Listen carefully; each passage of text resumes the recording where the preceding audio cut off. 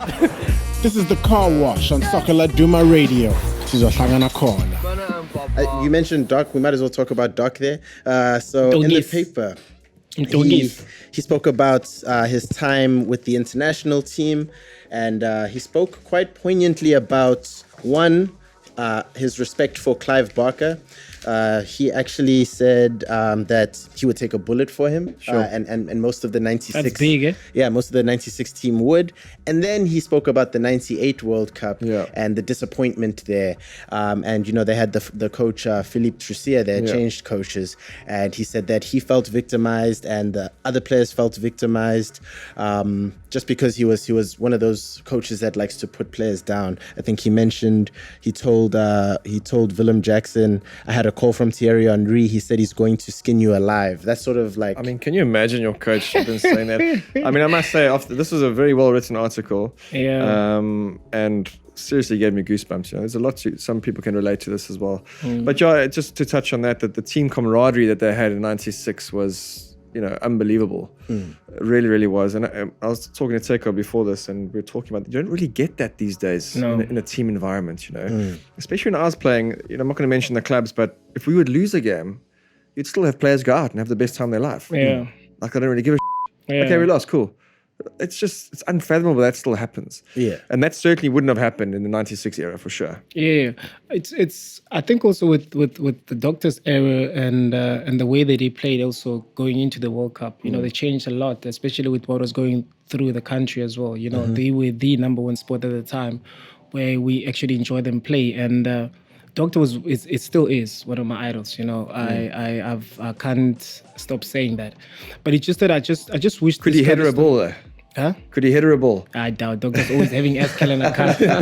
The ball just... but the thing is, like, with I love this article, but my issue is I wish this kind of things came out earlier. We could have learned so much, especially me as a person that idolizes Doctor. I could have learned so much from his story per se, because I always wanted to know the challenges that he went through as a player. And for me, when I came into the PSL, I came in blindfolded. I had to learn as I go. And sometimes I made so many bad decisions, but because of people that I actually looked up to, they never said anything about the challenges that they faced. So now, here's the story that comes out 20-something years ago. This is what happened in 1998, where he says he felt like he was victimized and all that type of stuff. So now, if I read this when I was coming in, I would know, because I was one of the players that was victimized in South African football. I remember also I was booed by 60,000, in a derby where I'm booed by Kaizer Chiefs fan and Orlando Pirates fan, but I'm playing for Orlando Pirates. So if I had to read about this before, then I'll actually understand what he went through, how he dealt with it. Probably also I would have had an idea how to deal with such issues. But so why are not big X names or big X players coming and telling their story? Exactly. What is it? It's exactly, beyond me. And they've got hey, my friend, people want to learn. The stories have got so much juice, dude. There's absolutely so much knowledge in that, and then they keeping that knowledge with them, and that's my only problem with the ex-footballers, especially the ones that have changed South African football. They need to come out and tell their stories. We don't have to actually listen to the sob stories all the time. Like we need to listen to. We need to hear about success stories. There's a lot of success stories, and South Africans, we don't.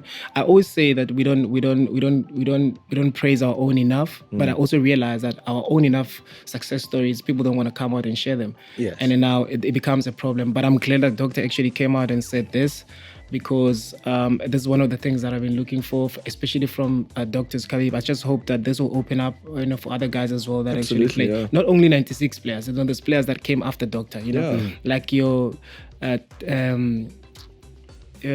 is the Tiki name?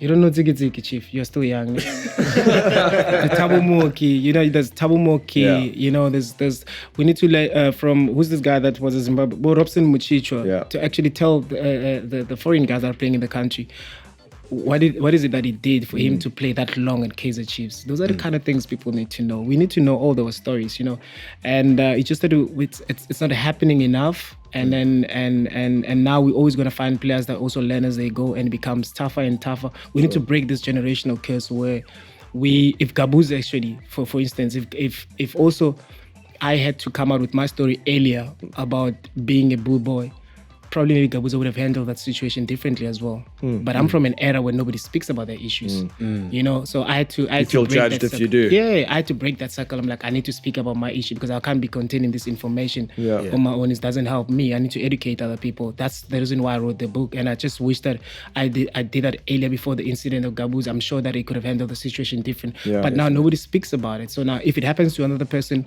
they need to know how to handle that issue very well. And also we need to also educate our fans as well that they're paying $20 to come and watch the game. During the week, they've got stuff to do. They're either going to work or by partner, they're doing whatever they do. It's our career, it's our job. Sure. We're not going in there into the pitch with intentions to play bad or to make the team lose. No, so it's our career. It's our contracts are online. Bread and They butter. need to understand that.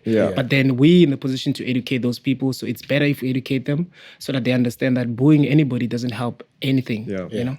It's very informative, this. I mean, he comes up with some great advice, or you know, he says stuff like, you know, it's very important to choose the people you hang around with. You know, he calls it choosing your tribe, I think he says. And that's something I've been living by for the past X amount of years. And you know, the people you hang around with really mold who you become, or people perceive you to be as well, which is a problem.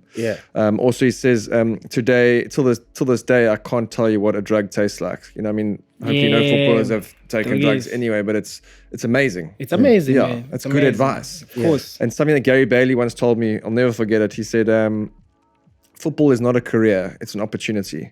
An opportunity usually for something else and possibly something better post-football, if you know what I mean. And I think that's the message what Doc's trying to say here as well, is that football's just a platform, and then it can really propel you into life after football, like we're doing now, Teko. Of course. And also to add on what you're saying, there's a reason why Doctor is still relevant even today after he retired so many years.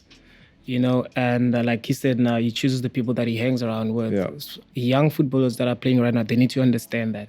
They need to understand one thing, that after football, you know, the only thing that can actually bring an income in your life, if not business, is your brand. And your brand, it's you.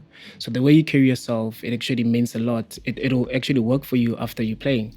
But not many players understand that, or not that they don't understand that, they don't want to listen to it because they think they will never get to a point where they need to retire. They think they're untouchable.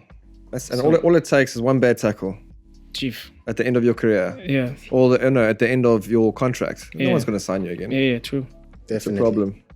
This is the Car Wash on Soccer Laduma Radio. This is Ohlangana Corner.